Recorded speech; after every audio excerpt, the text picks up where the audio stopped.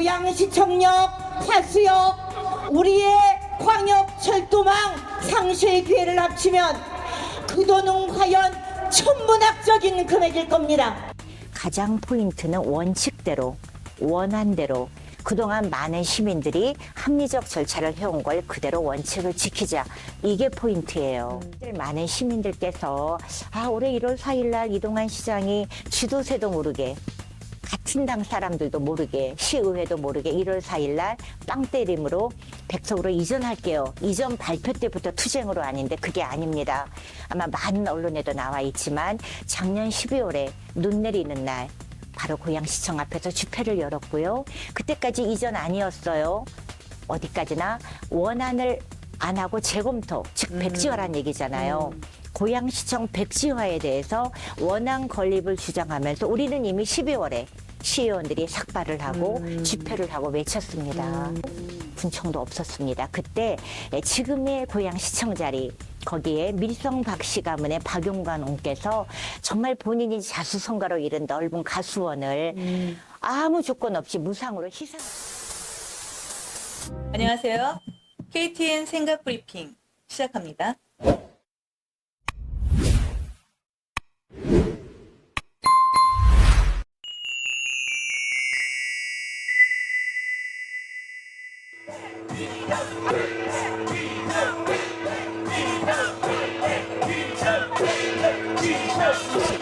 역사의 상징 고양시청을 원안대로 그대로 착공하는 것만이 균형 발전의 상징입니다. 또한 손실을 최소화하고 편익을 최대화하는 최적의 실용적인 관점에서도 고양시청은 반드시 원안대로 이곳에 존치되어야 합니다.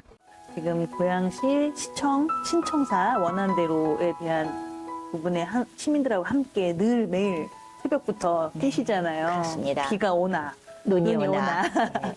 이 지금 원안대로에서 지금 일어나고 있는 것들에 대해서 어떻게 우리 시민들이 했을 경우에 훨씬 더 유익한 삶을 살 수 있을까, 이런 얘기 해주세요. 우리가 좀 거시적으로 크게 본다면 제가 지난번에 원희룡 장관이 양평고속도로 백지화를 딱 발표했을 때 바로 그때 저희 고향 갑의 지역에는 정책 현수막을 개첩할 수 있습니다. 거기다가 대문짝만하게 양평고속도로 원안대로, 그리고 살짝 그 위에다가 서브로다가 고양시청 원안대로 이렇게 현수막을 내걸었습니다. 가장 포인트는 원칙대로, 원안대로 그동안 많은 시민들이 합리적 절차를 해온 걸 그대로 원칙을 지키자. 이게 포인트예요.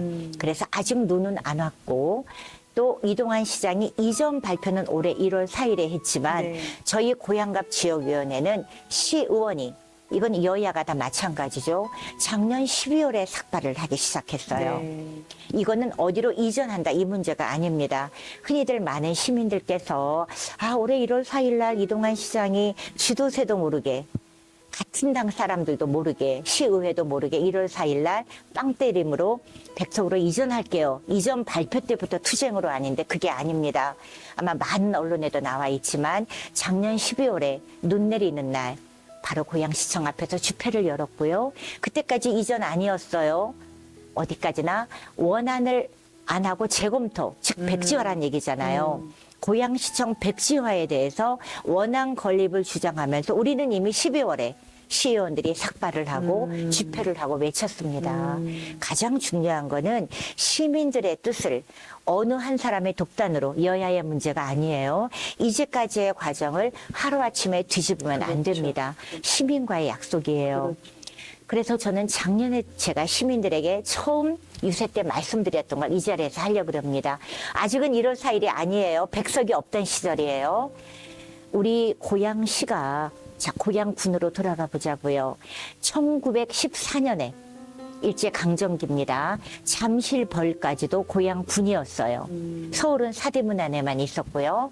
그래서 우리 고양군이 고양현 시절에도 고양동에도 있었고 원당에도 이제 그 군현청이 있었지만 1914년에 서대문 내거리 지금의 그 적십자병원 자리에 있었고요. 그리고 다시 그 새롭게 건물을 지어서 이사 간 곳이 동대문 밀레오레 자리입니다. 1928년. 그때 우리가 보다 잠실 쪽까지 넓은데 서대문이 약간 서쪽인 거예요. 그래서 고양군의 가장 중심이라 할 수 있는 동대문 밀레오레 자리에 1928년에 새 건물을 지어서 고양군청이 있었던 겁니다. 그런데 일제강점기가 끝나고 나서 조정되면서 서울이 확장됐어요. 원래 위치대로.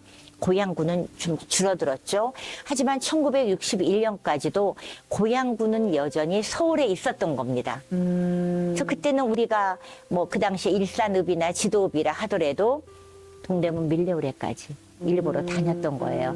그러다가 그 당시에 고양군이 굉장히 가난했는데요. 드디어 여러 가지 이유로 원래대로 고양군의 군청이 들어와야 될 거 아닙니까? 돈이 없었어요. 땅도 없었고 군청도 없었습니다. 그때 지금의 고양시청 자리 거기에 밀성 박씨 가문의 박용관 옹께서 정말 본인이 자수성가로 이룬 넓은 가수원을 아무 조건 없이 무상으로 희사하셨어요. 지금의 그 바로 고양 네, 시청 자리죠. 단 하나의 조건이 있긴 있었어요.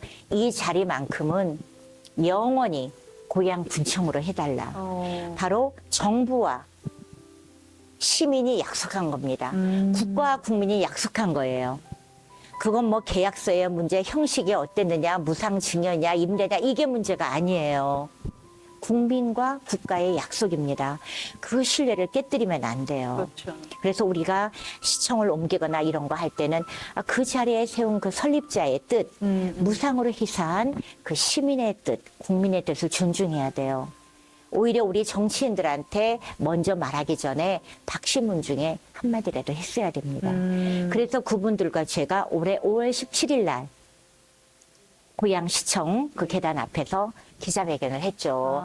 선친의 유지를 받들라 이렇게 한 겁니다.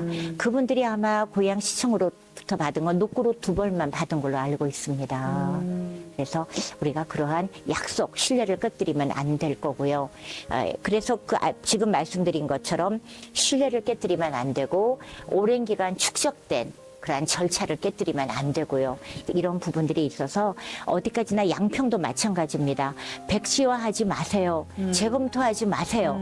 만약에 너무나 잘못된 결정이었다면 재검토할 수 있어요. 단추 다 시킬 수 있습니다. 그러면 단추를 다시 쫙 풀어서 다시 한번 위원회를 만들고 처음에 만들었던 위원회보다 더 자주 회의를 열어서 재검토를 한 다음에 잘못된 걸 바로잡아야죠. 근데 그런 거 아무것도 없이 백지화하겠다라고 작년 7월 1일 취임 후부터도 계속 내뱉더니 드디어 올해 1월 4일 날은 옮기겠다 하고서 그것을 메인 홈페이지 고양시청에다가 그 메인 팝업창으로 띄웠잖아요. 저희가 좀 그 부분을 짚었더니 홈페이지에서 내렸는데 네. 지금까지도 계속적으로 언론 플레이 하고 있고요. 네. 지난 추석 기간에도 좀 비겁하긴 한데요. 당당하게 고양 시장 명의가 아니라 또 국민의힘 당협위원장이 네. 아니라 국민의힘 경기도당 이름으로 여기저기 현수막까지 내걸었잖아요. 네. 예타 통과한 걸로. 네. 차라리 거기다가 시장 이름으로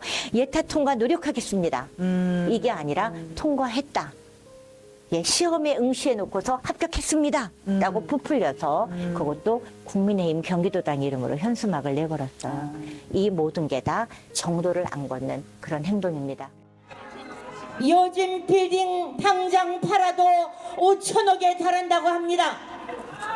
초등학생일지언정 이 1950억 드는 거 절약하겠다고 5천억짜리 들어가는 게 어디 있습니까? 이동환 시장은 요즘 빌딩 매각하고 그 돈으로 바로 여기에 신청사 주십시오.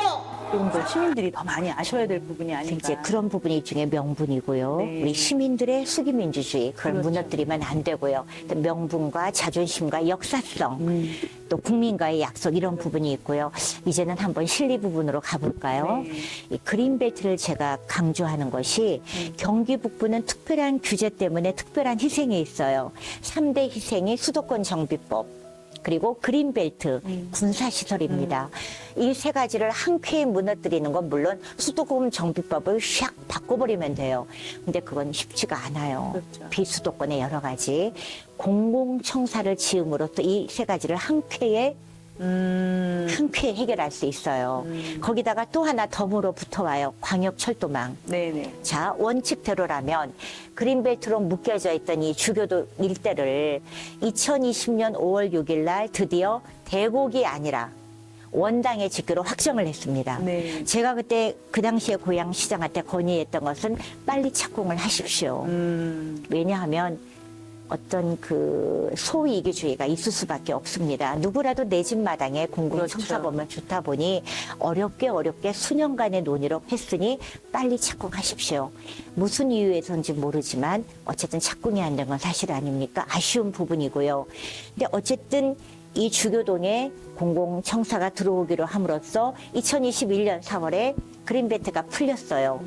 풀림으로써 그 일대에 집가가 오르고 우리가 보수적으로도 막 3천억 이상에 올랐다고 고양신문에서도 그 났었는데요. 실제로는 더 많은 부동산 가치가 상승됐습니다.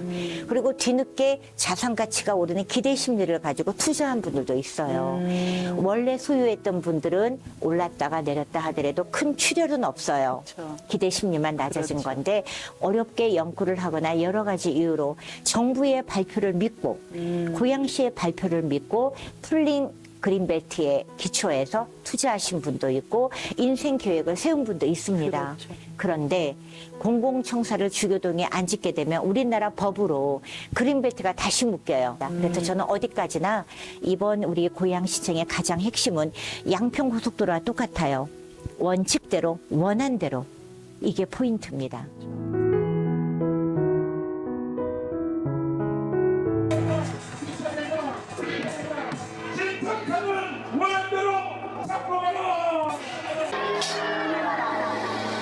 경제가 어렵습니다. 경제가 정말 어렵습니다. 이럴 때는 투자를 해야 합니다. 불황에는 경제 위기에는 예산을 아낄 게 아니라 예산을 과감하게 늘려서 투자를 해야 합니다. 고양시청 원안 건립이야말로 경부 고속도로 건설에 비교될 우리 고양 경제 부흥의 투자입니다. 맞습니까? 시민들은 위대하다! 위대하다! 철성행정, 밀실행정, 규탄한다! 규탄한다!